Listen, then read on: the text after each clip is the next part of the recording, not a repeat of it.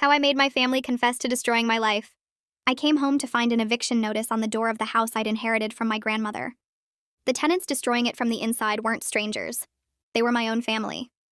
When Grandma died, she left me her brownstone in Brooklyn, worth $2 million, paid off mine. But she'd also left me her guilt. Take care of them, she'd whispered in hospice. They're family. They need you. So I let my cousin Derek move into the basement. Then my Aunt Deborah claimed the second floor temporarily. My Uncle Rory took the guest room. My younger cousins Sienna and Kyle got the attic. My mother's brother Dennis and his wife filled the last bedroom. 7 family members. My grandmother's dying wish. My financial ruin. None of them paid rent. Not once in 18 months. They said family doesn't charge family. They said Grandma would be ashamed. They said I owed them because Grandma had always favored me. The eviction notice wasn't a surprise. I'd been covering the property taxes alone, watching my savings drain to nothing. But seeing it in writing made something snap. I walked into the living room where all 6 of them were watching TV on the couch I'd bought, eating food from the refrigerator I'd stocked, complaining about the heating bill I'd paid. I unplugged the television. Here's the deal. You're all living here rent-free, illegally. If we get evicted, I lose the house, but you all get records for illegal tenancy. I could also report the cash businesses some of you have been running. Everyone went pale. Confess everything you've been doing behind my back in 5 minutes, or I start making calls. I set the timer on my phone. Derek cracked first at 4 minutes 32 seconds. I've been renting out the basement on Airbnb, he blurted. $300 a night. I've made $20,000 since I moved in. Aunt Deborah's face went purple. You've been what? I've been telling my church group this is a family-only residence. Your church group? Derek laughed. You've been hosting unlicensed daycare in the backyard. 8 kids a day. That's why the neighbors keep complaining. At least I'm not selling from the house like Kyle. Kyle shot up. You promised you wouldn't tell. Tell what? I said quietly. Sienna rolled her eyes. He's been dealing from the attic. Why do you think so many friends come by at night? Oh, like you're innocent? Kyle spat. She's been stealing from you for months. Jewelry, electronics, selling them online. Sienna's face crumbled. I needed money. None of us have jobs because Deborah keeps saying family takes care of family while she charges her daycare parents under the table. Uncle Rory stood up slowly. He was the quiet one, the one I'd trusted most. Since we're confessing, he said, I remortgaged the house 6 months ago. The room went silent. You what? I couldn't breathe. I forged your signature. Took out $400,000. Dennis and I split it. We were going to pay it back before you noticed. I turned to Dennis. He wouldn't meet my eyes. The bank statements, I whispered. The ones that stopped coming. I redirected them to my PO box, Dennis admitted. Rory's idea. The timer showed 2 minutes left when my mother walked in. She'd been staying in the master bedroom, my grandmother's room. She'd claimed it for sentimental reasons. What's all the yelling? Everyone looked at her, then at me. Tell her, Aunt Deborah said coldly. Tell her what you did. My mother's face tightened. I don't know what you're... Mom. What did you do? Silence. Then Deborah. She changed the will. The original left everything split 7 ways. Your mother altered it before Grandma died. Made herself executor. Made you sole inheritor. Because she knew you'd let us all live here for free while she controlled everything. I looked at my mother. She wouldn't meet my eyes. You told me Grandma wanted me to have the house. She did. She wanted it split. You changed it. I was protecting you. They would have sold it immediately. At least this way. At least this way you got to play martyr while everyone else destroyed my credit and my inheritance and my life? The timer went off. Nobody moved. I looked around at my family. The cousin running an illegal hotel. The aunt running an illegal daycare. The cousin dealing drugs. The other cousin stealing my belongings. The uncles who'd committed mortgage fraud. The mother who'd forged a dying woman's will. I'm calling the police, I said. You can't, my mother said quietly. You'd lose everything. The house, the money, years in court fighting the mortgage fraud. They'll say you were complicit. She was right. They'd set it up perfectly. We were all drowning together. That was your plan all along, I realized. Make me dependent on keeping family secrets. My mother finally met my eyes. That's what family does, sweetheart. We protect each other. I looked at the eviction notice still in my hand, at the family that had consumed everything my grandmother built, at the trap I'd never escape. I stood there with the eviction notice crumpling in my fist, while 7 pairs of eyes stared back at me. The silence pressed against my ears like water. My mother's words hung in the air between us. "That's what family does, sweetheart. We protect each other." The room tilted slightly and I grabbed the back of the couch to steady myself. She'd planned this from the beginning.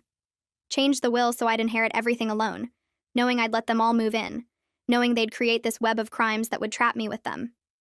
If I called the police, the mortgage fraud would destroy my credit for years. The investigation would show I owned the house where drugs were being sold. I'd lose everything fighting to prove I didn't know. She'd made sure of that. Derek wouldn't meet my eyes. Deborah sat rigid on the couch, her hands folded like she was praying. Rory stared at the floor. Dennis had his arms crossed, defensive. Kyle looked ready to bolt. Sienna was crying quietly. My mother just watched me with that calm expression she wore when she knew she'd won. I turned and walked out. Nobody tried to stop me. My hands shook so badly I dropped my keys twice before I got the car door open. The engine started and I pulled away from the curb without looking back at the brownstone. 3 blocks. I just needed to get 3 blocks away before I fell apart completely. The diner on the corner had its lights on, the kind of place that stayed open all night for insomniacs and third-shift workers. I parked crooked across 2 spaces and stumbled inside. The waitress looked up from wiping down the counter but didn't say anything when I slid into the corner booth farthest from the door. She brought coffee without asking. I wrapped both hands around the mug even though the ceramic burned my palms. My phone sat on the table in front of me. The screen showed 11:47 p.m. I opened the browser and typed real estate attorney Brooklyn, then mortgage fraud lawyer, then property fraud victim. The search results blurred together. I clicked on links and read words that didn't stick in my brain. Legal aid, free consultation, sliding scale fees. My coffee went cold. The waitress refilled it twice without speaking. Other customers came and went.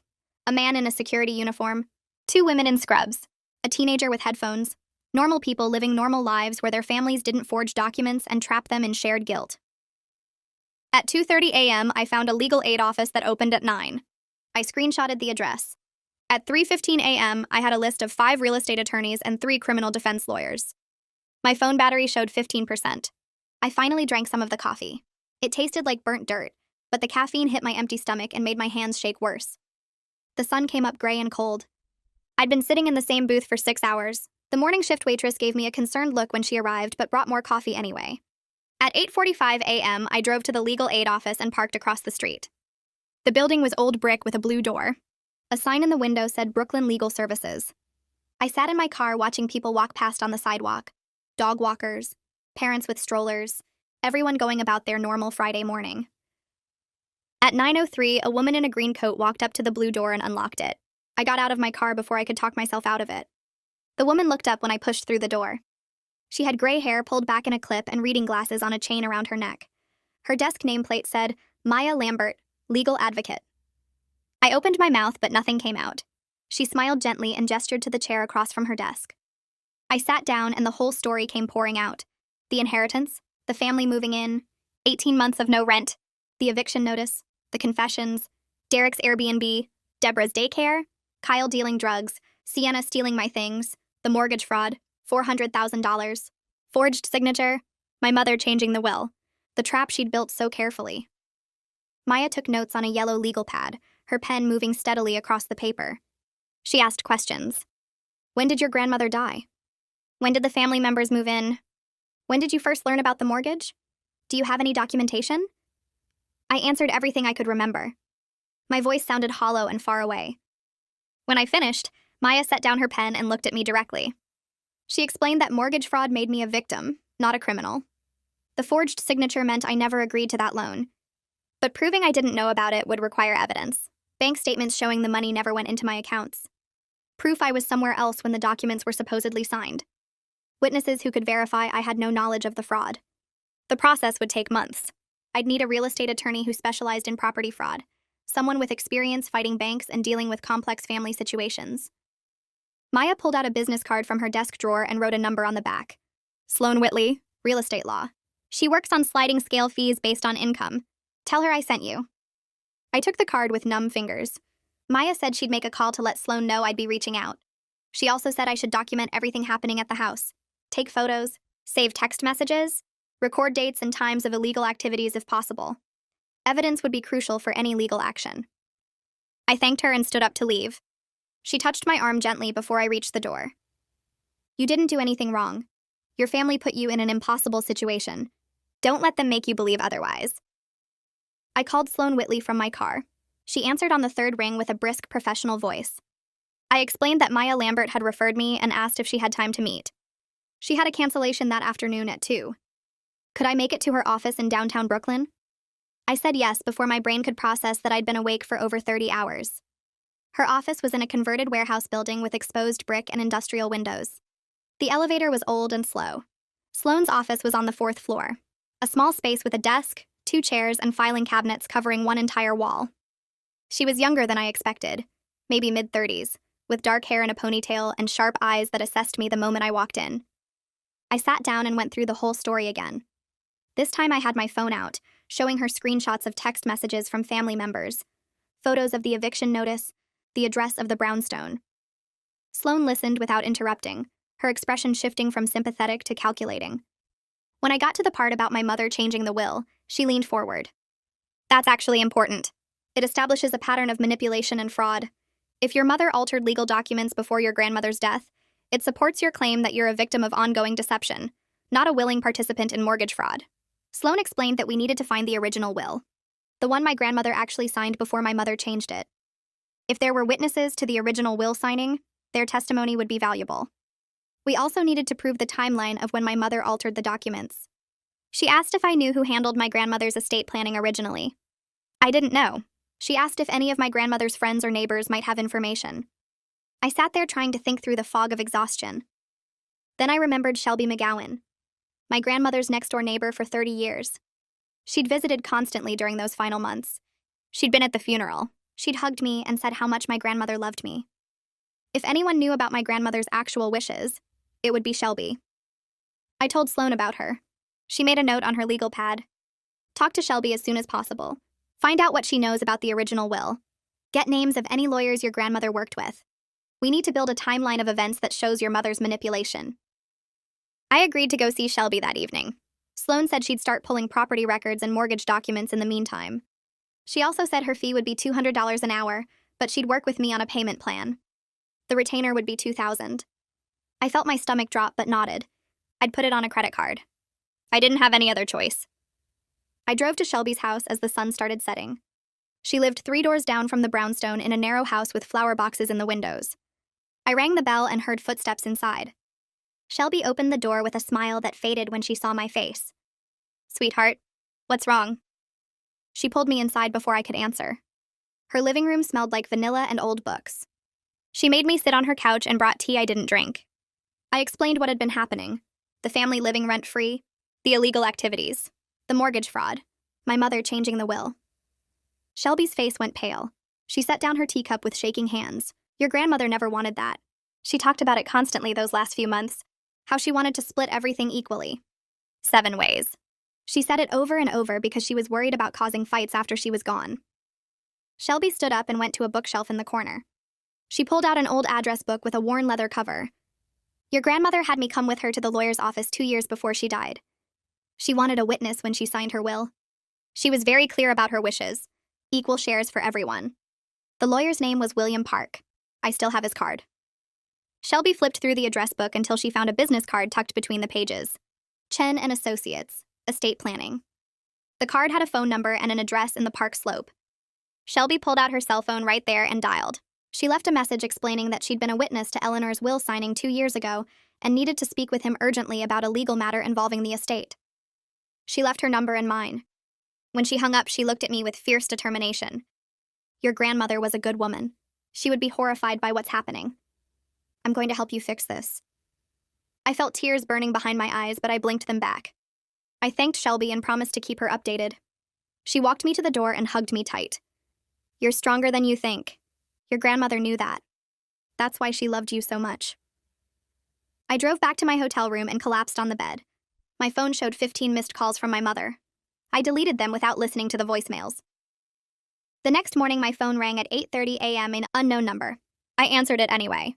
A man's voice asked for me by name and then introduced himself as William Park, estate planning attorney. Shelby McGowan had left him a message about Eleanor's will. He sounded concerned. I explained the situation as clearly as I could. He went quiet for a long moment. Then he said he'd drafted a will for Eleanor 2 years before her death that split all assets equally among 7 family members. He'd filed it with the probate court. He was shocked to learn a different version had been submitted after her death. He asked if I had legal representation. I gave him Sloane Whitley's contact information. He said he'd reach out to her directly and provide copies of all the original documents. He'd also be willing to testify about Eleanor's clearly stated intentions. This was serious. Will forgery was a crime. I thanked him and hung up. Then I called Sloane and told her. She sounded energized. This is exactly what we need. With the original attorney's testimony and documents, we can prove your mother committed fraud. This establishes the pattern of manipulation. I felt something loosen in my chest. Maybe I wasn't trapped after all. Maybe there was a way out of this that didn't destroy me along with them. I needed clothes and my laptop. I drove back to the brownstone in the middle of the afternoon when most of the family would be out. Derek worked construction jobs sometimes. Deborah would be at the grocery store. Kyle never got up before 3. I used my key and pushed open the front door quietly. The house smelled stale. Dishes piled in the sink. Mail scattered across the hall table. I headed upstairs to my old bedroom. The door was closed. I opened it and froze. My mother sat on my bed waiting for me. She'd known I'd come back. Of course she had. She always knew. She looked tired, older than I'd ever seen her. She patted the space next to her on the bed. We need to talk about this rationally. I stayed in the doorway with my hand on the knob. She started explaining in that reasonable voice she used when she wanted to sound like the adult in the room. She'd changed the will to protect me. The rest of the family would have sold the brownstone immediately and split the money. It would have been gone in months. At least this way I had a valuable asset. She'd made me the sole inheritor so I'd have security. She'd let everyone move in because she knew I'd feel obligated to help family. It was her way of keeping everyone together, making sure no one was homeless or struggling. She'd been trying to take care of everyone. Yes, things had gotten messy. Yes, Rory and Dennis had made a terrible mistake with the mortgage. But that wasn't her fault. She couldn't have predicted that. We were still family. We could work this out together if I'd just stopped being so dramatic. I told her protection doesn't involve forgery. It doesn't involve fraud. It doesn't involve trapping someone in shared criminal responsibility so they can't escape. Her wounded expression shifted. The warmth drained out of her eyes and left something cold behind. She stood up and walked toward me. I stepped back into the hallway. She said I was being dramatic and ungrateful. She'd raised me. She'd sacrificed everything for me. And this was how I repaid her? By threatening to destroy the family? By working with lawyers to tear everyone apart? Family protects family even when it's messy. Even when it's hard. Even when it requires difficult choices. I needed to remember who had been there for me my entire life before I made my next decision. Because if I went through with this legal action, if I testified against my own family, there would be no coming back from that. I'd be alone. No mother, no cousins, no aunts or uncles. Just me and my self-righteousness and my precious property. Was that really what I wanted? I looked at my mother standing in the hallway of the house her mother had built. The house she'd manipulated and schemed to control. The house she'd used to trap me in her web of lies. I told her I'd rather be alone than be her accomplice. Then I walked past her into my room, grabbed my laptop and a bag of clothes and left while she stood there watching me go. I stayed at the hotel that night and barely slept. My phone kept buzzing with texts from different family members, but I didn't read any of them. Around 11 p.m., Derek's name showed up on my screen and I almost ignored it, but something made me answer. He asked if we could meet alone somewhere away from the house. His voice sounded different from usual. Tired, maybe. Or scared. I told him there was a coffee shop near Prospect Park that stayed open late, and he said he'd be there in 20 minutes. I got dressed and drove over, parking under a streetlight because I wasn't taking chances with any of them anymore. Derek was already inside when I walked in, sitting at a corner table with his hands wrapped around a cup he hadn't touched. He looked terrible. His eyes were red and his usual cocky expression was completely gone. He stood up when he saw me, but didn't try to hug me or do any of that fake family warmth thing. We just sat down across from each other and stared at our drinks for a minute. Then he started talking. He said he wanted out of this whole situation. He never thought things would get this bad. When he started the Airbnb thing, it was just supposed to be temporary money until he got back on his feet. He didn't know about the mortgage fraud, or my mother changing the will, or any of the really bad stuff, until everything came out during my timer confession game. Now he was terrified because he knew what he'd done was illegal, and he didn't want to go down with Rory and Dennis for crimes he didn't even know about. I asked him what he expected me to do about that. He leaned forward and said he'd testify. About everything. All the family's illegal activities. Whatever I needed. He said he kept detailed records of his Airbnb income because he was planning to report it on his taxes eventually. He had spreadsheets with dates and amounts and guest names. He didn't realize it at the time, but those records accidentally documented the whole timeline of who was in the house when and what was happening. He pulled out his phone and showed me. Months of data. Proof of everything. His hands shook while he scrolled through the files. He said he was terrified of criminal charges, and he wanted to cooperate before everyone turned on each other even worse than they already had. He knew how these things worked. Someone was going to flip eventually, and he wanted it to be him. He wanted immunity or reduced charges or whatever deal he could get. I sat there looking at this cousin who'd stolen from me for 18 months and now wanted me to save him. Part of me wanted to tell him to go to hell. But another part knew he was offering me exactly what I needed. Proof. Documentation. A witness who could testify about the family dynamics and illegal operations. I told him I'd talk to my lawyer. The next morning I called Sloan and explained about Derek. She said to bring him to her office that afternoon. Derek showed up early looking even more nervous than he had at the coffee shop. He brought a laptop and a folder full of printed documents. Sloan spent an hour going through everything with him, while I sat there watching my cousin potentially save himself by destroying the rest of the family. When she finished reviewing his records, she made a phone call to someone at the district attorney's office. She explained she had a potential cooperating witness in a mortgage fraud case. The person on the other end must have been interested because Sloan's expression shifted from cautious to satisfied. She covered the phone and asked Derek if he was willing to provide sworn testimony. He nodded so fast I thought his head might fall off. Sloan went back to the call and arranged a meeting for later that week. The ADA wanted to see Derek's documentation first and interview him to determine if his cooperation was worth an immunity deal. After Sloan hung up, she looked at Derek and told him this was his one chance. If he lied or held anything back, the deal was off and he'd face charges like everyone else. Derek swore he'd tell them everything. He just wanted this nightmare to end. Sloan said she'd need to refer him to his own attorney because she represented me, and there was a conflict of interest in representing both of us. She gave him 3 names of criminal defense lawyers who worked well with prosecutors on cooperation agreements. Derek left looking slightly less terrified than when he arrived. 2 days later, Sloan called and said she had someone she wanted me to meet. Cade Vaughn. A forensic accountant she worked with regularly on fraud cases. He could analyze the mortgage documents and financial records to find proof of forgery. I met Cade at Sloan's office the next morning. He was younger than I expected, maybe early 30s, with glasses and the kind of calm confidence that made you think he knew exactly what he was doing. I gave him everything I'd managed to collect. Copies of the mortgage documents, bank statements I'd found before Dennis redirected them, property tax records, my own financial records showing my income and signature patterns. Cade spread it all out on Sloan's conference table and started taking notes. He said signature forgery cases usually came down to forensic analysis of the actual signatures, plus circumstantial evidence like opportunity and motive. He'd start with the signatures and work backward from there. It would take him about a week to do a thorough analysis. I left him there with my entire financial life spread across the table and tried not to think about how much I was trusting strangers to fix what my family had destroyed. Cade called me 6 days later and asked me to come back to Sloan's office. When I got there, he had a whole presentation set up on a laptop. He walked me through it step by step. The signature on the mortgage documents didn't match my actual signature in 12 different measurable ways. The pressure patterns were wrong. The letter formations were inconsistent with my usual handwriting. The speed of the signing was different from my normal pace. He'd compared it to signatures on my tax returns and bank documents and employment contracts, and the differences were obvious once you knew what to look for. He said any handwriting expert would testify this was a forgery. Then he showed me where the money went. $400,000 split between accounts controlled by Rory and Dennis. Rory got $250,000. Dennis got $150,000. They'd tried to hide it by moving the money through several accounts, but Cade traced every transfer. He had documentation showing the exact path of every dollar. Sloan looked at me and said this was enough. Enough to prove fraud. Enough to potentially void the mortgage. Enough to build a criminal case.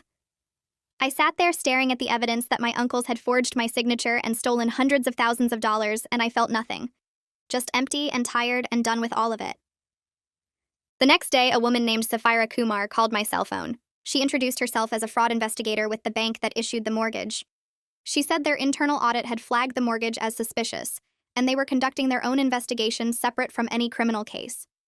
She asked if I was willing to cooperate. I said yes immediately. She asked if we could meet that afternoon at a coffee shop near the bank's main office. I showed up with copies of everything Cade had found. Safira was in her 40s with short dark hair and an expression that said she'd seen every kind of fraud there was. She looked through my documents carefully and asked detailed questions about the timeline. When did I first learn about the mortgage? When was I supposedly at the signing? Did I have any proof of where I actually was that day? I pulled out my phone and showed her my calendar from 6 months ago. The day listed on the mortgage documents, I was in Chicago at a work conference. I had hotel receipts, flight confirmations, photos I'd posted on social media from the conference. There was no possible way I could have signed those documents in New York. Sapphira took pictures of everything with her phone. She said banks took signature forgery extremely seriously because it exposed them to massive liability. She explained that her investigation ran parallel to any criminal case but had different goals. The bank wanted to prove fraud so they could void the mortgage and pursue Rory and Dennis for the money. That actually helped me because it meant the debt would disappear. She said the evidence I'd provided plus Cade's forensic analysis should be sufficient to prove fraud. She'd file her report within 2 weeks. I was back at my hotel room that evening when someone knocked on the door. I looked through the peephole and saw Deborah standing in the hallway. My mother must have told her where I was staying. I thought about not opening it, but I knew she'd just keep coming back. I opened the door but didn't invite her in. She pushed past me anyway and stood in the middle of my room looking around like she was inspecting it. She started talking before I could tell her to leave. She said I was tearing the family apart over money and property.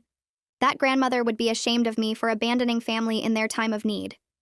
That I was being selfish and cruel and throwing away decades of family bonds over temporary problems that could be worked out if I'd just stopped being so stubborn. She said family forgives family. Family helps family. Family doesn't call lawyers and investigators and destroy each other's lives over mistakes.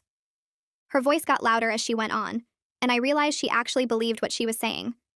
She'd convinced herself that running an illegal daycare and enabling fraud and living rent-free for 18 months while I went broke was somehow justified by the word family. I waited until she finished, and then I told her grandmother would be ashamed of family members running illegal businesses from her house and forging documents in my name. That family doesn't mean letting people destroy your life while hiding behind guilt and obligation.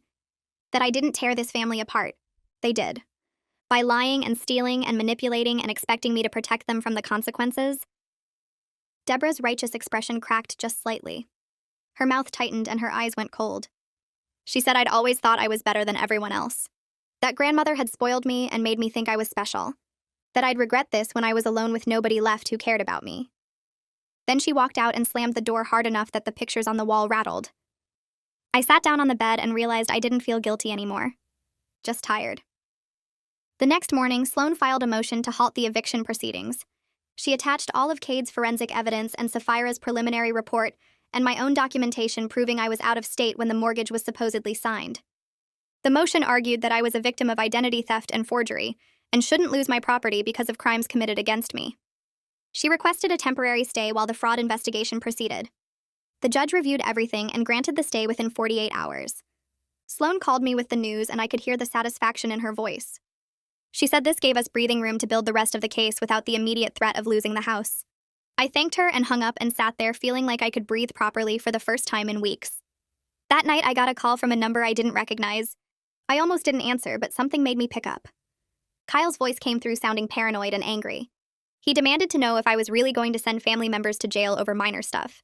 I asked him since when was $400,000 in mortgage fraud minor. He said I knew what he meant. The other stuff. The small things people did to get by. I told him dealing drugs from my property wasn't small. It put me at legal risk I never agreed to. It could have gotten the house seized by police. His activities endangered everything grandmother left me. Kyle said I was being dramatic and everyone sold a little weed sometimes. I said that wasn't the point. The point was, he did it in my house without my knowledge or permission and expected me to protect him when it all came out. He got quiet for a minute and then said I'd regret this. That family didn't forget. I told him I'd already lost my family the day they decided stealing from me was acceptable, and hung up before he could respond. I blocked Kyle's number after that call and spent the next morning researching private investigators in Brooklyn. Sloan had mentioned that documenting the ongoing illegal activities would help our case, and I wanted everything on record before anyone had time to cover their tracks. I found Houston Vaughn through Sloan's recommendation. He was Cade's brother and specialized in surveillance work for legal cases. His office was in a converted warehouse near the waterfront, and when I walked in, he was reviewing footage on 3 different computer screens. He looked up and gestured to a chair across from his desk. I explained the situation while he took notes on a yellow legal pad, his expression getting more focused as I listed each illegal activity happening at the brownstone. When I finished, he leaned back in his chair and said, "This was exactly the kind of case where professional documentation made the difference between speculation and proof." He could conduct surveillance over several days and create a detailed report with timestamps and photographs that would be admissible in court.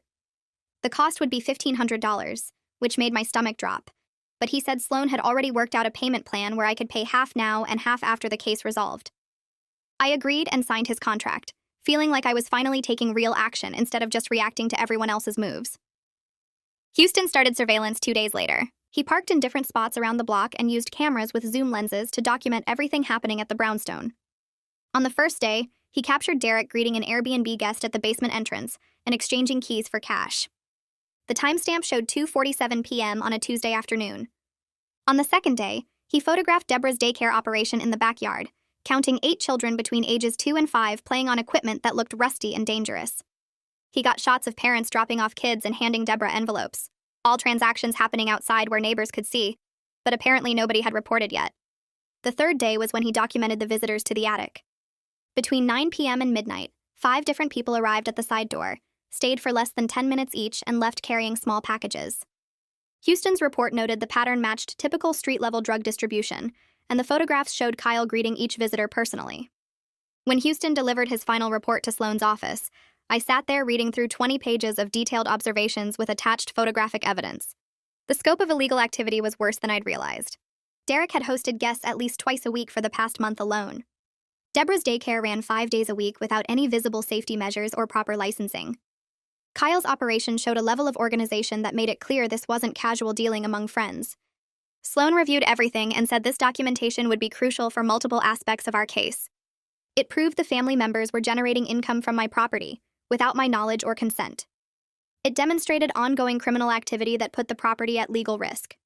It showed a pattern of exploitation that supported my claim of being victimized rather than complicit. She made copies for the police, for the bank fraud investigator, and for our own files. The police detective called me 3 days after Houston submitted his report to the precinct. His name was Detective Brooks, and his voice sounded tired when he asked if I could come in for a formal interview about the mortgage fraud case. I arrived at the precinct at 10 a.m. on a Thursday and spent the next 4 hours in a small interview room going through everything.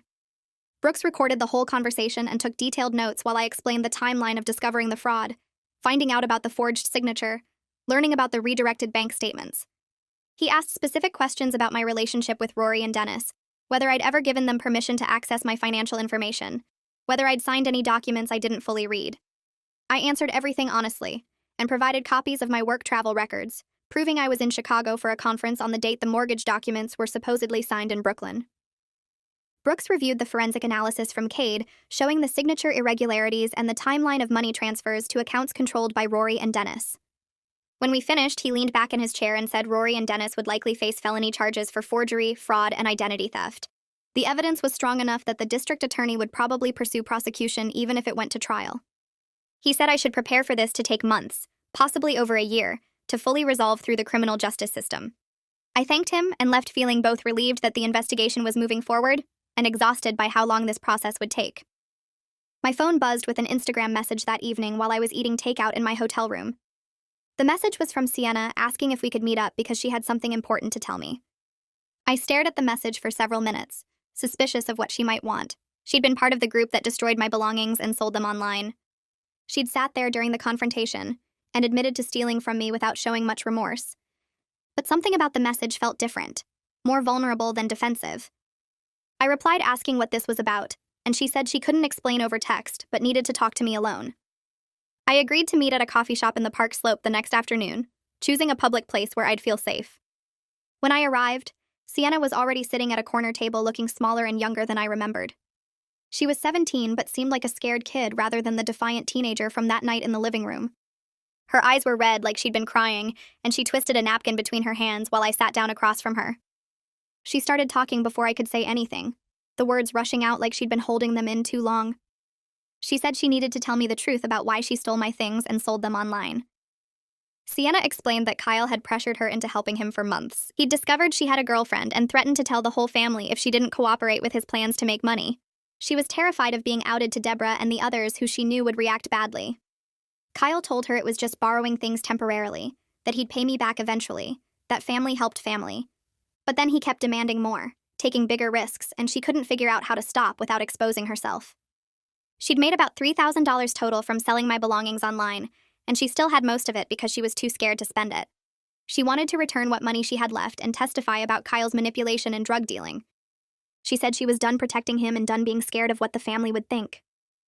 Her voice shook when she said she knew I probably hated her and had every right to, but she needed me to know she wasn't a bad person, even though she'd done bad things. I sat there watching her cry into her shredded napkin and realized she was another victim of the family's twisted dynamics, just younger and more trapped than I'd been. I asked her if she was safe where she was living, and she said she'd moved in with her girlfriend's family after everything exploded. They knew about the situation and were helping her figure out what to do next. I told her I didn't hate her, but I needed to think about what happened next and talk to my lawyer about how to handle this. She nodded and pushed an envelope across the table containing $2,800 in cash. I took it and said I'd be in touch soon. I brought Sienna to meet with Sloan 2 days later. Sloan's office felt less intimidating this time, maybe because I was there to help someone instead of just trying to save myself. Sienna sat between us on the couch and repeated everything she'd told me about Kyle's manipulation and threats. Sloan listened carefully and asked questions about the timeline, about what evidence Sienna might have of Kyle's drug dealing, about whether Sienna had been coerced or participated willingly. When Sienna explained she was a minor who'd been threatened by an adult family member, Sloan's expression shifted to something more protective. She said we needed to handle this carefully to protect Sienna from criminal charges, while still using her testimony against Kyle. Sloan made some calls while we waited, and within an hour she'd connected with a family law specialist named Jennifer Torres, who agreed to represent Sienna separately. Jennifer arrived at the office and spent an hour talking with Sienna privately, while Sloan and I waited in the conference room. When they came back, Jennifer explained that Sienna qualified for protection as a minor who was coerced and manipulated by an adult. If Sienna cooperated fully with the investigation and testified about Kyle's activities, Jennifer could negotiate immunity from charges related to the theft. The key was establishing that Sienna had been threatened and pressured, which her age and the circumstances supported. Sienna agreed to everything and signed paperwork authorizing Jennifer to represent her.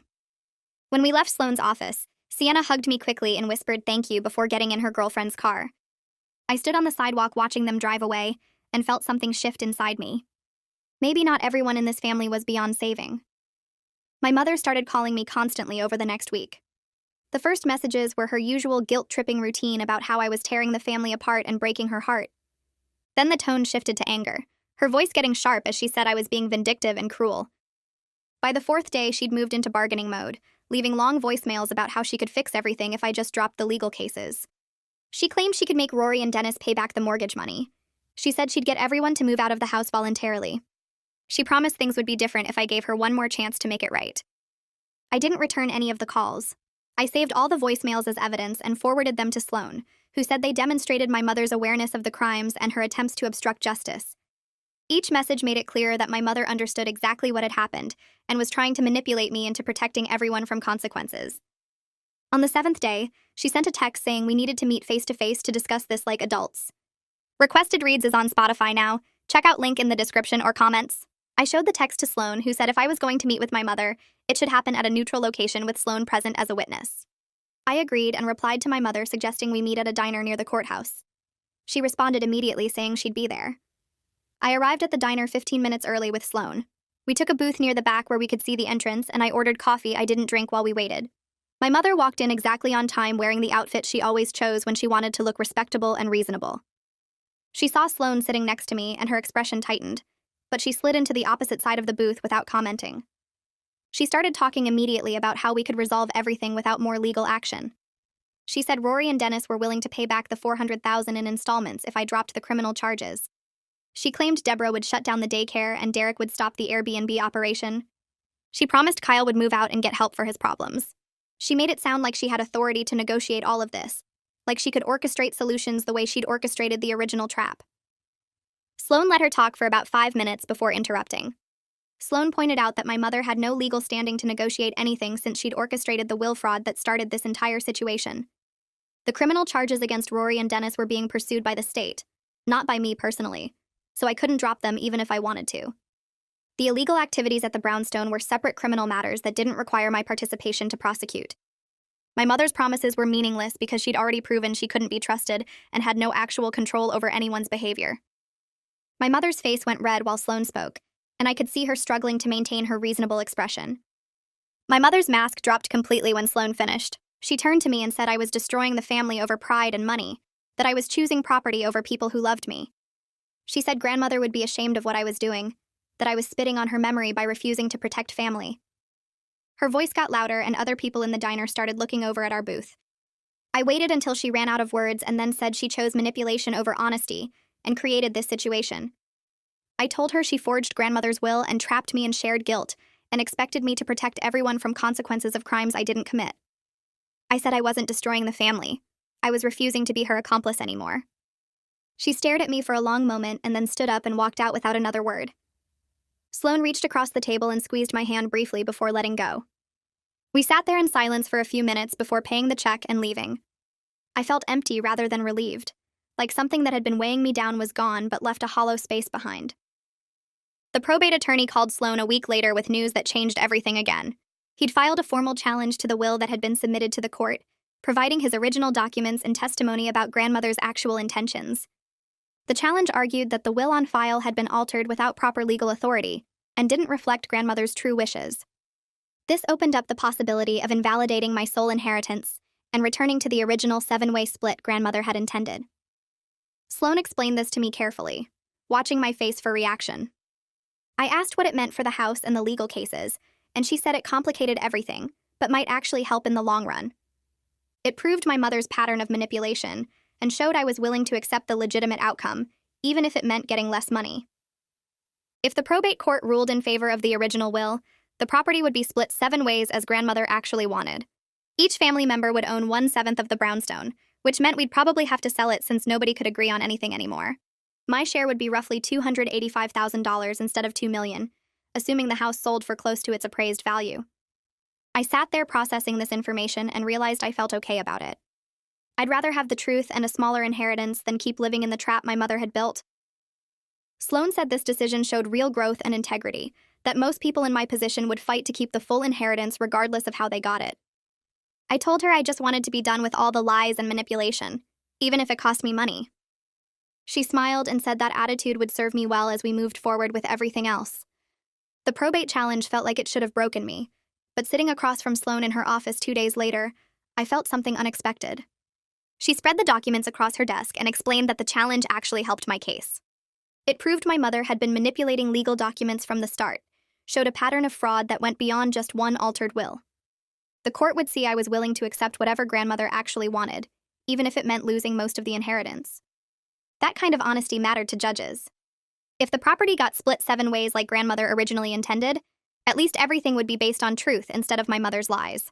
I'd rather have $285,000 that was rightfully mine than $2 million built on fraud and guilt. Sloan smiled when I said that and told me most people in my position would fight to keep everything regardless of how they got it. 3 weeks later, the criminal charges came through. The district attorney filed formal charges against Rory and Dennis for mortgage fraud, forgery, and identity theft.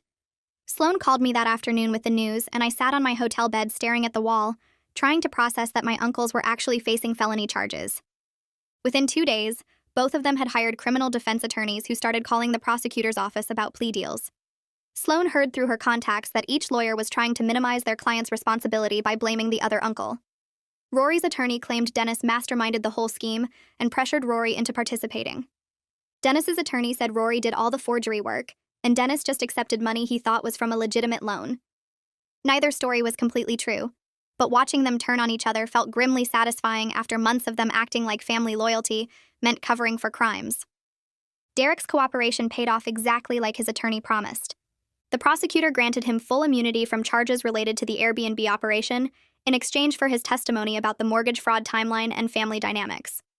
He had to give a detailed deposition about when Rory and Dennis started acting secretive, when the bank statements stopped coming to the house, and how the family functioned over the past 18 months.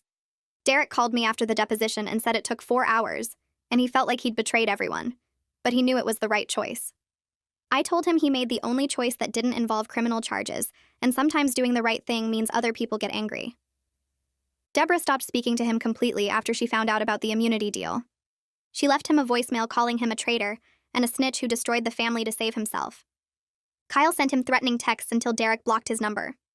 Even Sienna was cold to him for a few weeks, though she eventually came around when she realized Derek's testimony was helping my case against the people who'd actually committed serious crimes. Deborah's daycare operation ended with a cease and desist order delivered by a city inspector. The order came with substantial fines for operating without proper permits, insurance, or licensing. The inspector's report detailed 8 children under age 5 being supervised in a backyard with no safety equipment, no certified caregivers, and no emergency procedures. Deborah had to shut down immediately and refund parents for prepaid care, which wiped out most of the cash she'd been collecting under the table. She was furious at everyone, convinced we'd all conspired to destroy her livelihood. She called Sloane's office 6 times in one day demanding to know who reported her, but Sloane's assistant just told her to direct all communication through her attorney.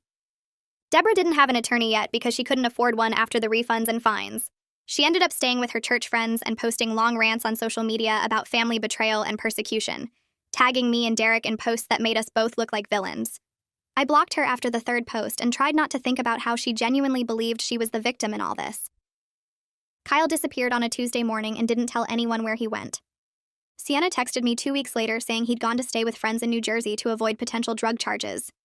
She said he was paranoid that the police would search the house and find evidence in the attic, even though he'd supposedly cleaned everything out. His absence made the house situation slightly less volatile since he'd been the most aggressive about defending the family's right to live there rent-free. But his dealing had already created legal exposure for the property that wouldn't go away just because he ran. Houston's surveillance footage showed multiple suspicious visitors to the attic at night, and the prosecutor said they could potentially charge the property itself with facilitating drug transactions even if Kyle was gone. Sloane was working on an argument that I had no knowledge of the dealing and shouldn't be held responsible for illegal activity I didn't authorize or benefit from, but it added another layer of legal complexity to an already complicated situation. The bank's fraud investigation concluded with a formal determination that the mortgage was fraudulent. Sapphira called me personally to explain that they were voiding the entire loan and removing it from my credit report, acknowledging I was a victim of identity theft. She said this was actually unusual because banks often tried to hold property owners partially responsible, but the evidence was so clear that I had no involvement that they couldn't justify it. The bank would pursue civil action against Rory and Dennis to recover the $400,000 they'd stolen, which meant my uncles faced criminal charges and a massive civil lawsuit. Sapphira said cases like this usually ended with the defendants declaring bankruptcy and the bank recovering almost nothing, but they had to try. She sounded genuinely sympathetic when she told me she was sorry my family had put me through this, and I appreciated that she treated me like a victim instead of a suspect. Getting the fraudulent mortgage off my credit report felt like a huge victory, the first time in months that something had actually gone in my favor without strings attached. Sloane started negotiating with the remaining family members about voluntarily vacating the property. Most of them had attorneys by now, either court-appointed or scraped together from savings, and the attorneys understood that eviction proceedings would look bad for their clients given the criminal cases. Dennis's wife moved out first, taking their belongings and leaving without saying goodbye to anyone. Deborah moved to her church friend's house permanently after the daycare shut down. Derek had already found an apartment in Queens and was packing his basement space. Sienna wanted to leave but had nowhere to go and no money, so Sloane helped her apply for emergency housing assistance for young adults. Rory stayed in the guest room acting like nothing had changed, showing up for meals and watching TV like he wasn't facing felony charges. My mother remained in the master bedroom and refused to discuss moving, telling anyone who asked that this was her mother's house and she had every right to be here. The house felt like a pressure cooker with half the occupants gone, and the remaining ones pretending everything was normal while lawyers negotiated their exits. Houston's continued investigation uncovered something that made everything worse. He found credit card statements in my name sent to a P.O. box I'd never opened, showing cards I'd never applied for with balances totaling $35,000. The cards had been opened over the past year, one every few months and used for cash advances and everyday purchases. Houston traced the P.O. box to an address 2 blocks from the brownstone, rented under my mother's name. She'd been committing identity theft against me for a full year while living in my grandmother's bedroom and pretending to be the martyred daughter protecting family. The credit card fraud made it impossible to maintain any relationship with her going forward. I'd been trying to hold on to some hope that maybe we could eventually reconcile, that maybe her will alteration had been misguided protection rather than calculated manipulation. But stealing my identity to run up debt showed a level of deliberate harm I couldn't forgive or forget. I filed a police report the same day Houston showed me the evidence. The detective handling the mortgage case added the credit card fraud to his investigation, and my mother was brought in for questioning 3 days later. She showed up with an attorney who immediately started talking about plea deals and minimizing charges. The detective told me later that she'd admitted to opening the cards but claimed she intended to pay them back before I noticed, the same excuse Rory and Dennis had used about the mortgage. She was formally charged with identity theft and fraud, facing potential jail time on top of probation and restitution. Her attorney pushed hard for a plea deal that would keep her out of prison, arguing she had no criminal history and was a caretaker for elderly family before this. The prosecutor wasn't sympathetic given the pattern of fraud she'd established with the will alteration and ongoing identity theft. Watching my own mother get charged with crimes against me felt surreal, like I was watching it happen to someone else's family instead of mine. The emotional weight of everything hit me hard over the next several days. I barely left my hotel room, ordering food delivery and ignoring calls from everyone except Sloan. I couldn't stop thinking about how my mother had looked at me across that diner table and lied about protecting me while she was actively stealing my identity. How she'd altered grandmother's will and then acted wounded when I found out. How she'd built this entire trap to control me through shared guilt and family obligation. I felt like I'd lost my mother and my grandmother at the same time, mourning both the woman who died and the woman who'd betrayed me so thoroughly. Sloan called on the 4th day and said she was recommending a therapist who specialized in family trauma, someone who'd helped other clients navigate similar situations.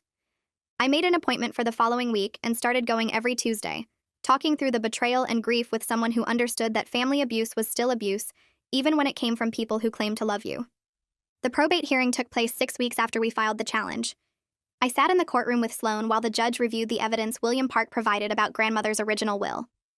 The judge examined the documents for what felt like hours, comparing the signatures, reading through grandmother's intentions as documented by her attorney.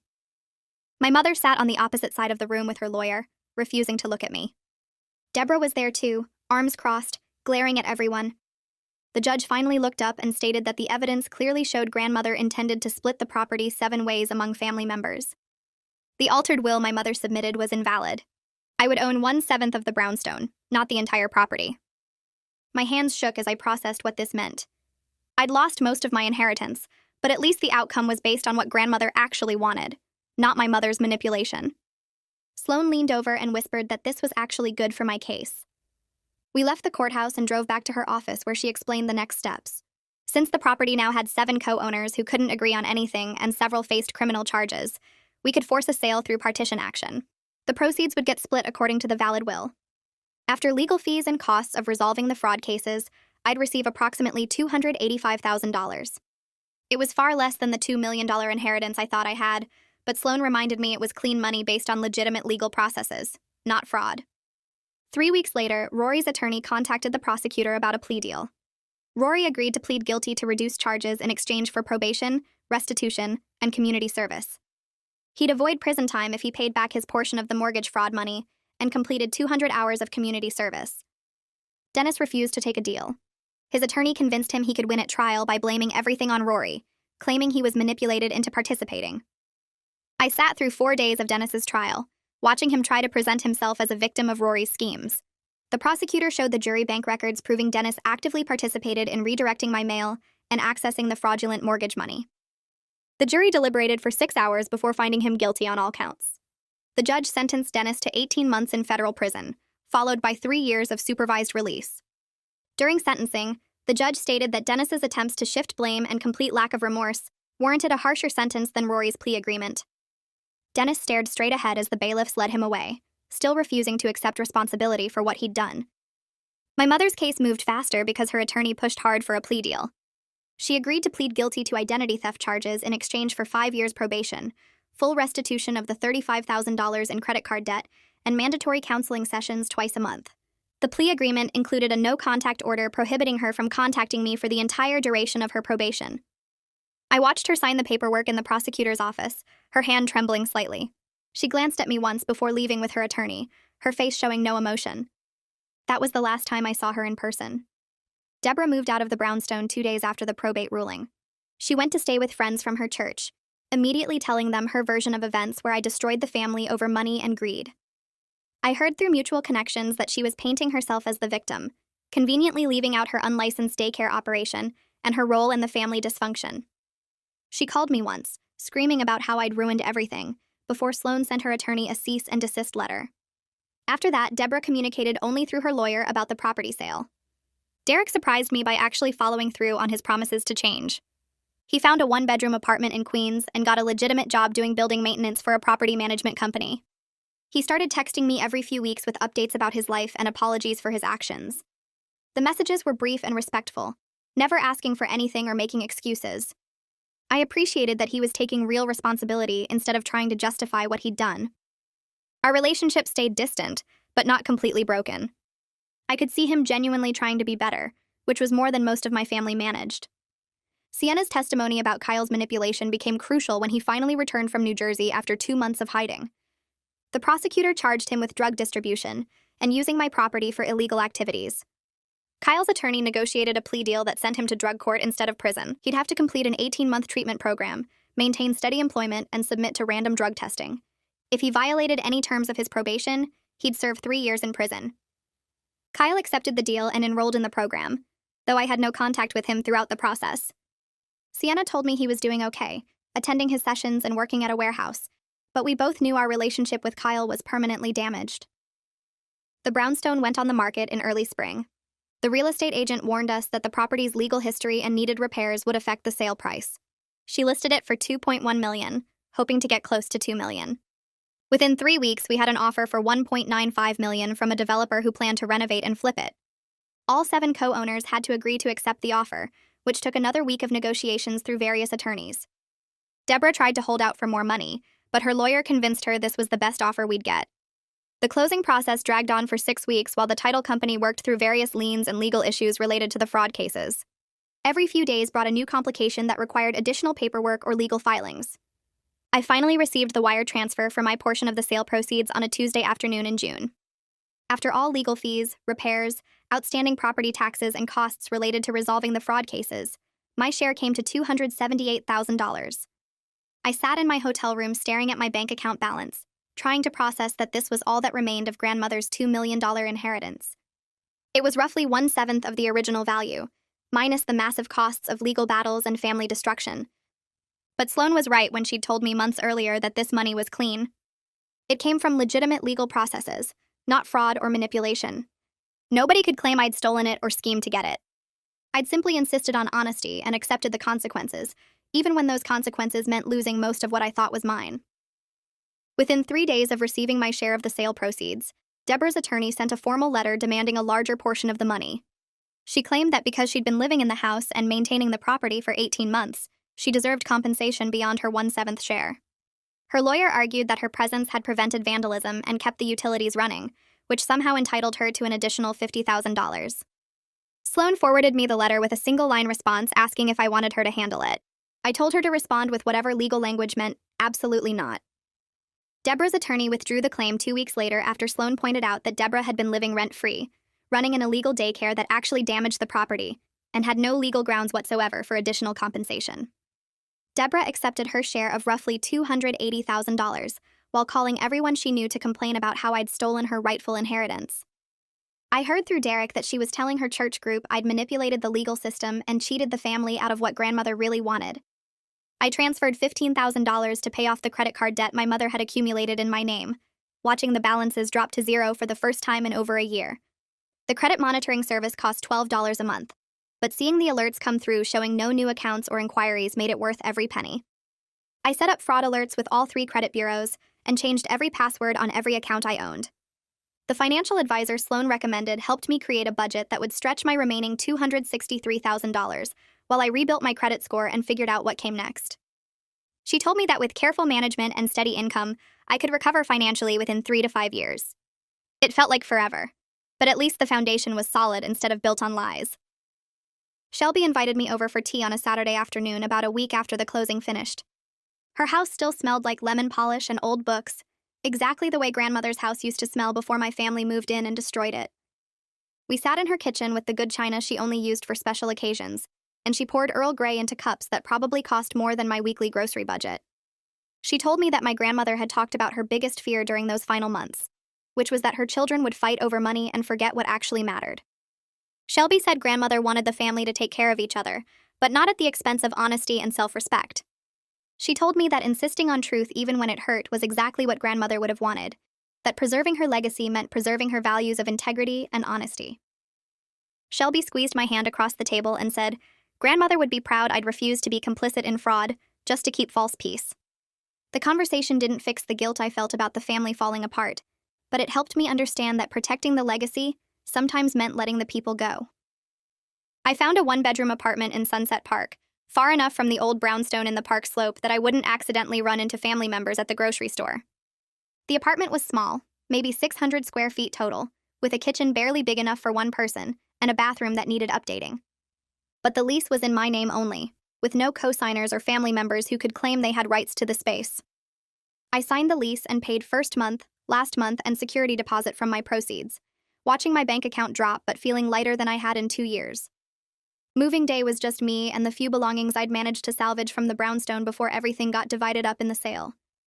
I unpacked boxes in complete silence, hanging my own pictures on walls that belonged to me, arranging furniture in a space where nobody could demand access or claim they deserved to stay. The apartment was mine, completely and totally mine, with no hidden mortgages or family members running illegal businesses in the basement. 6 months after the closing, Derek sent me a text message asking if I wanted to meet for coffee. The message was straightforward and honest, saying he'd been working steadily as a building supervisor and going to therapy twice a month to understand why he'd made the choices he did. He said he wanted to apologize properly, in person, without expecting me to forgive him, or pretend everything was fine. I stared at the message for 3 days before responding, weighing whether I wanted any contact with family members who'd been part of the disaster. Finally, I agreed to meet at a coffee shop in Brooklyn Heights, neutral territory where neither of us had history. Derek showed up 10 minutes early, looking more put together than I'd seen him in years, wearing clean clothes that actually fit, and carrying a leather portfolio under his arm. He bought my coffee without making a big deal about it, and we sat at a table by the window where the afternoon light made everything feel less heavy. Derek apologized for the Airbnb scheme, for lying about the income, for being part of the system that nearly destroyed my financial future. He didn't make excuses or try to justify what he'd done, just acknowledged that he'd been selfish and short-sighted and willing to exploit family connection for personal gain. He told me his therapist had helped him understand that grandmother's death created a vacuum in the family structure, and everyone's worst impulses rushed in to fill that space. He said he'd been so focused on making money that he never stopped to consider he was stealing from family, that the "it's not really stealing if it's from family" mentality had poisoned all of us. We talked for 2 hours about how dysfunction becomes normal when everyone's participating, how easy it is to justify terrible behavior when everyone around you is doing the same thing. We agreed that we'd probably never be close again, that too much damage had been done for us to go back to how things were before. But we also agreed that we didn't have to be enemies, that we could exist in the same family orbit without pretending the past didn't happen. Sienna graduated high school in June and posted about it on Instagram, where I still followed her from a distance. Her girlfriend was in half the photos, and Sienna looked genuinely happy in a way I'd never seen when she was living in the attic and stealing my belongings. She'd come out to the family about her relationship after Kyle got sent to drug court, no longer afraid of his threats to expose her if she didn't help with his schemes. She started community college in the fall and got a part-time job at a bookstore in her neighborhood, building a life that had nothing to do with the family chaos that had consumed her teenage years. She texted me occasionally with updates about her classes or funny things that happened at work, and I responded with encouragement and questions that showed I cared about her progress. Our relationship stayed distant but genuine, built on the understanding that we'd both been trapped in a system that brought out our worst selves. I learned through a mutual friend that my mother had completed her probation requirements and moved to Florida to live near her sister. The friend mentioned it casually, like it was normal family news, not understanding that my mother and I hadn't spoken since the plea deal went through. I felt nothing when I heard the news, just a distant acknowledgement that she'd finished her legal obligations and left the state. We hadn't spoken in over a year, and I'd accepted that our relationship might never recover from her betrayals. She'd forged a will, stolen my identity for credit cards, and orchestrated a trap that nearly destroyed my financial future. Some damage was too deep to repair, and some relationships were too poisoned to save. My therapist helped me work through the complicated grief of losing both my grandmother and the family I thought I had within the same 2-year period. We spent sessions talking about how I could love the people my family used to be while accepting that those people either never existed or had been consumed by their worst impulses. She taught me to separate the people from their actions, to understand that loving someone didn't mean tolerating their abuse or manipulation. The grief came in waves, hitting me at random moments when I'd remember grandmother's laugh or the way the family used to gather for holidays before everything fell apart. But slowly, over months of weekly sessions, I learned to hold both truths at once, that I could mourn what I'd lost while accepting that staying would have destroyed me. The letter from Rory arrived on a Tuesday in October, forwarded from my old address to my new apartment. His handwriting on the envelope looked shaky, less confident than I remembered. Inside was 3 pages of careful writing, apologizing for the mortgage fraud and acknowledging that he'd destroyed any trust we might have had. He wrote that completing his community service had given him time to think about what he'd done, how he'd justified forgery and fraud by telling himself he'd pay the money back before I noticed. He said he understood if I never wanted to speak to him again, that he wasn't writing to ask for forgiveness, but to take full responsibility for his choices. The letter felt genuine in a way that surprised me, without the defensive justifications or blame shifting that had poisoned so many family interactions. I read it twice, then filed it away in a folder with other legal documents from that period. I didn't respond because there was nothing to say that would change what happened, and I'd decided to let that chapter of my life stay closed. I registered for Introduction to Social Work at the community college 3 months after the brownstone sold. The course met Tuesday and Thursday evenings in a basement classroom that smelled like old coffee and marker ink. 23 students sat in plastic chairs, most of them working full-time jobs during the day, trying to build something better for themselves. The professor asked us to write about what brought us to social work, and I stared at the blank page for 10 minutes. I didn't mention the brownstone or the fraud or my mother's crimes. I just said I'd witnessed how families could destroy each other over money and property, and I wanted to help people recognize the warning signs before it was too late. Maya Lambert's email arrived 2 weeks into the semester, forwarded through Sloan, who'd mentioned I was taking classes. Maya wrote that she'd love to meet for coffee and talk about social work as a career path, that she remembered our first consultation, and thought I had good instincts for recognizing exploitation patterns.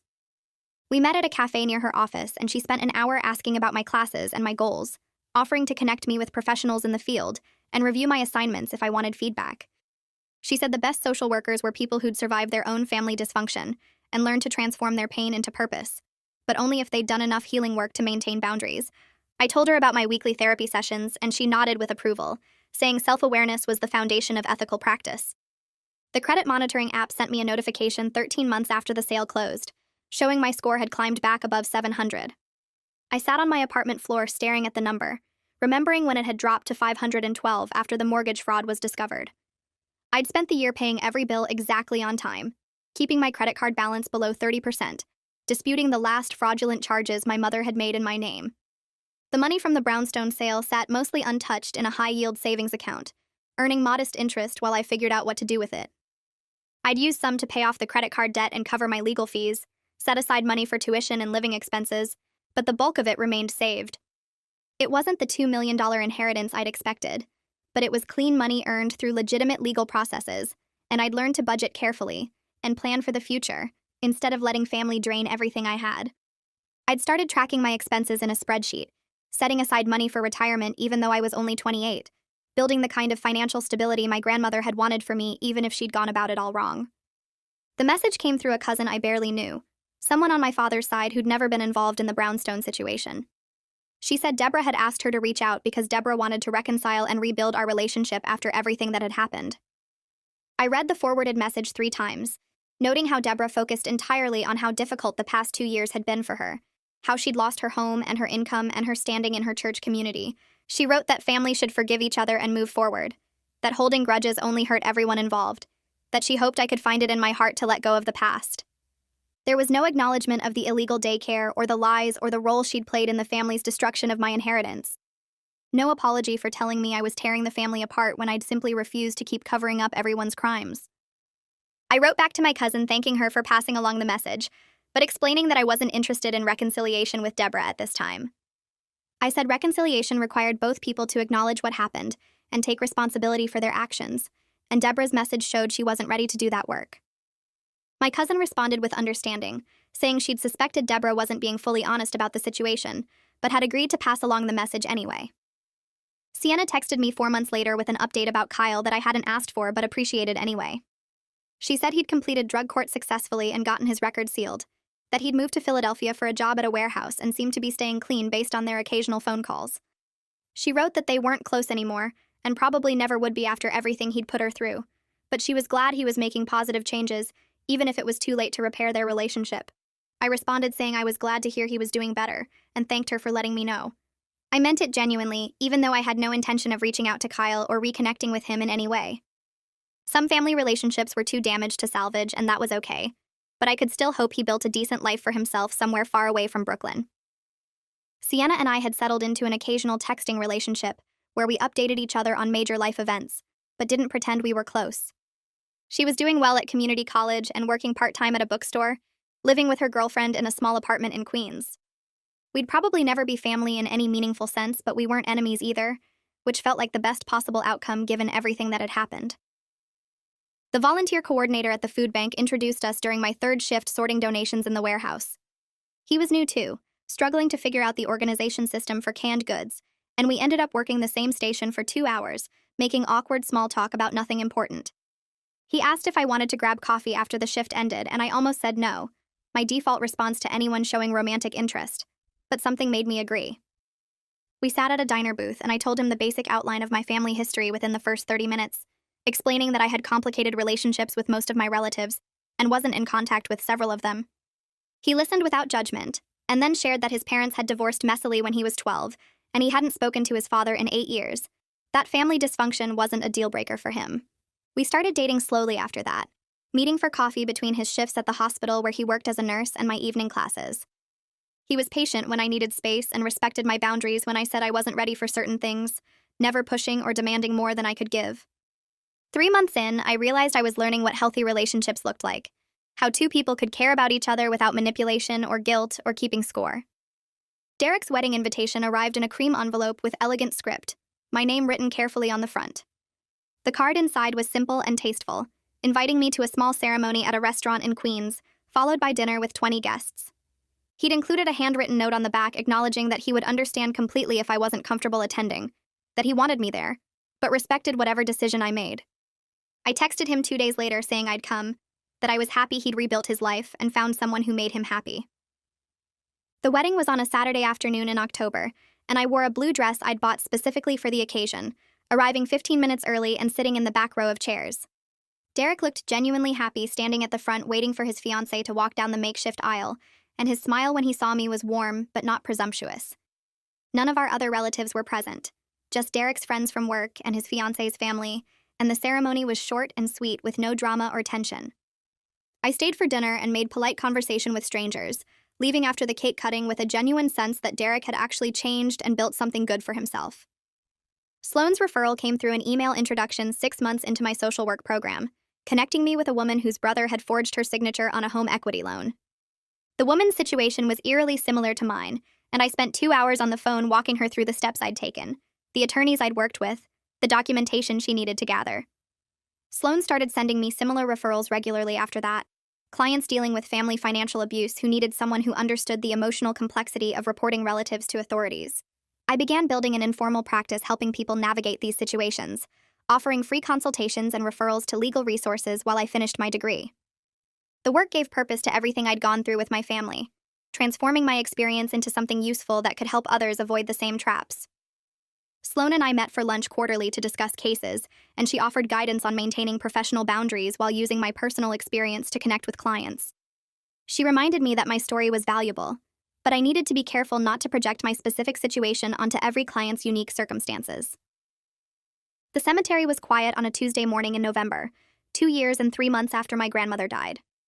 I'd avoided visiting her grave since the funeral, unable to face the stone marker while everything with the family was still unresolved and chaotic. But I'd woken up that morning knowing it was time to go, to tell her what had happened and explain the choices I'd made. I brought yellow roses because they'd been her favorite and stood at her grave for 20 minutes before I could speak. I told her about the will alteration and the mortgage fraud and all the illegal activities her children and grandchildren had conducted in her house.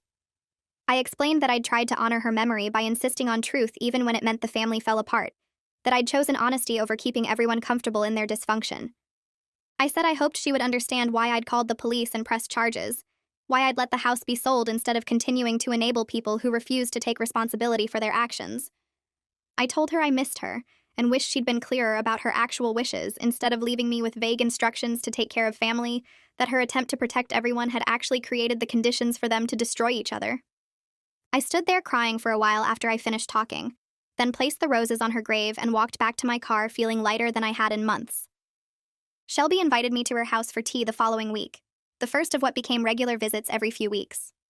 She served Earl Grey in delicate china cups and told me stories about my grandmother's actual character and values, the things she believed in before family guilt and obligation complicated everything. Shelby said my grandmother had been fiercely independent and practical, someone who valued honesty and hard work above family loyalty for its own sake. She said my grandmother would have been proud that I stood up for myself and insisted on truth even when it cost me relationships, that protecting her legacy meant preserving her values of integrity rather than enabling her children's worst impulses. We spent 2 hours talking about my grandmother's life before she got sick, the woman she'd been when she was healthy and strong and clear-minded. These visits helped me remember the good parts of my family history, without romanticizing the dysfunction or pretending things had been better than they were. Shelby became a surrogate grandmother figure, someone who shared my grandmother's generation and values without the complicated family baggage that had poisoned so many relationships. The acceptance letter from the graduate program arrived in March, offering me a spot in their clinical social work program with a focus on family systems and financial abuse. I'd applied 6 months earlier with an essay about my experience with family exploitation, explaining how surviving my own situation had given me insight and empathy for clients dealing with similar dynamics. The program director called me personally to discuss my application and emphasized the importance of maintaining boundaries and not projecting my story onto clients, making sure I understood the ethical considerations of using personal experience in professional practice. I assured her I'd been working with a therapist specifically on these issues and understood the difference between drawing on my experience for empathy and making assumptions about other people's situations. The program started in September, and I spent the summer preparing, reading textbooks, and taking extra volunteer shifts at the food bank to build my practical experience. I felt ready to turn everything I'd survived into something meaningful, to help other people recognize and escape the kind of family traps that had almost destroyed me. I started my second year of graduate school that September, taking advanced courses in family systems therapy and financial exploitation patterns. The coursework challenged me in ways I hadn't expected, forcing me to examine my own experiences through clinical frameworks while maintaining professional distance. My thesis project focused on intergenerational financial abuse in families where property inheritance becomes a weapon, and my advisor praised my ability to balance personal insight with academic rigor. I'd built a small private practice on the side, seeing clients 2 evenings a week in a shared office space in Sunset Park. Most of my clients dealt with family boundary issues or financial manipulation, and I found deep satisfaction in helping them recognize patterns I'd lived through myself. The work felt meaningful in ways my previous corporate job never had, like I'd finally found a way to transform pain into purpose without letting it consume me. My relationship with the person I'd met through volunteering had grown into something stable and healthy, built on honesty about my complicated past and respect for the boundaries I needed to maintain. We moved in together that spring, splitting rent on a small apartment in Brooklyn Heights with big windows and no family history attached to the walls. For the first time in years, I came home to a space that felt genuinely mine, where nobody was hiding secrets or running schemes behind my back. My chosen family had expanded to include Maya, Sloan, a few close friends from graduate school, and Shelby, who still invited me for tea every few weeks. These relationships felt different from blood family, lighter somehow, built on mutual respect rather than obligation or guilt. I celebrated my 30th birthday surrounded by people who genuinely cared about my well-being, and I realized I hadn't thought about the brownstone or the eviction notice in weeks. The therapy sessions I'd started 3 years ago had taught me that losing most of my family wasn't a failure on my part, but a necessary boundary against people who refused to stop hurting me. I'd learned that protecting yourself isn't selfish, that sometimes love means letting go of relationships that poison everything they touch. My mother still lived in Florida, and we hadn't spoken since her probation ended. Deborah occasionally sent messages through distant cousins, always focused on her own hardships, rather than acknowledging the damage she'd caused. Derek and Sienna remained the only family members I stayed in contact with, both of them building better lives after facing real consequences for their actions.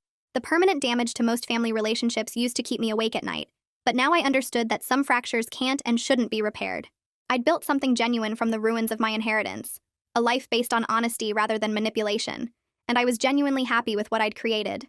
The brownstone was gone, most of my family was gone, but I'd gained something more valuable than property or blood ties.